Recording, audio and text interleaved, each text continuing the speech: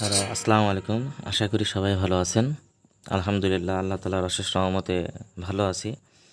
কিন্তু একটু শরীর খারাপ হয়ে যাচ্ছে যত বয়স বাড়ছে আস্তে আস্তে। তো আমরা এখানে একটা বই দেখেন নিচে আমরা দিয়েছি, সেটা হলো a handbook one English literature for BCS and other competitive exam.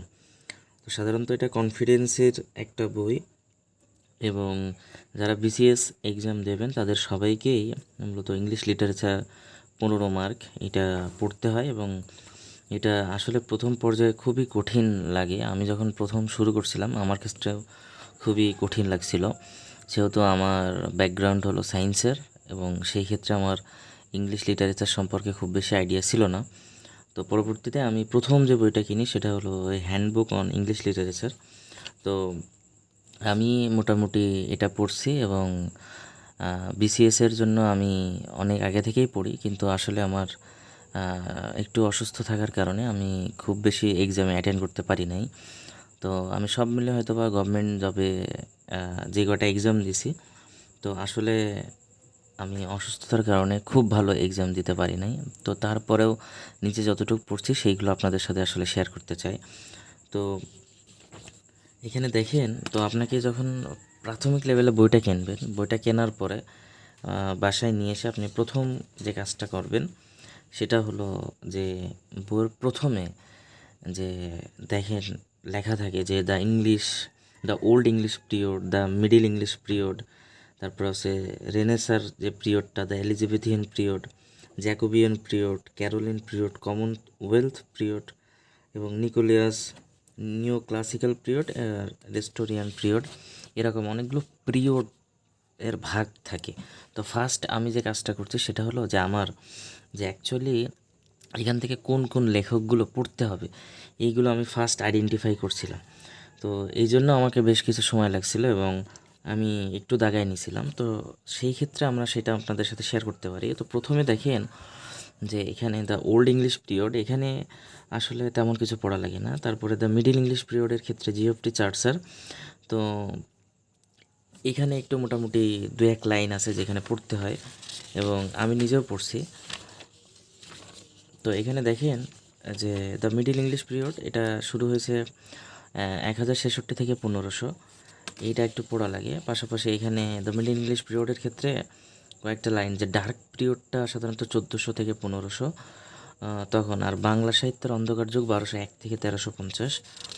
এর পাশাপাশি আমরা পাকিস্তান গণপরিষদে বাংলা যে ভাষাটা, এটা 16 ফেব্রুয়ারি 1956 সালে অন্যতম রাষ্ট্রভাষা হিসেবে স্বীকৃতি দেওয়া হয়, এটা একটু জেনে রাখা উচিত এবং এটা আমরা বাংলাদেশ বিষয়গুলিতেও পড়েছি। এখানে দেখেন জিওফ্রি চার্চারের ক্ষেত্রে আপনার এটা 14th সেঞ্চুরির একজন কবি এবং তাকে রিপ্রেজেন্টেটিভ পোয়েট বলা হয়ে থাকে।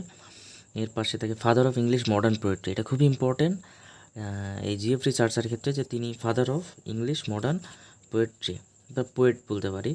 তার একটা বিখ্যাত উক্তি আছে যে time and tide wait for none, সময় এবং নদীর স্রোত কারোর জন্য অপেক্ষা করে না, আমরা অনেকবারই পড়ছি। আর তার একটা শ্রেষ্ঠ কাব্যগ্রন্থ আছে দ্য ক্যান্টারবারি টেলস, এবং এই কয়টা পড়লে মোটামুটি এই জিওফ্রি চার্চার যে লেখক তিনি মোটামুটি তার সম্পর্কে জানা হয়ে যায়। এরপরে আমাদের যেটা আছে জন ওয়াইক্লিফ।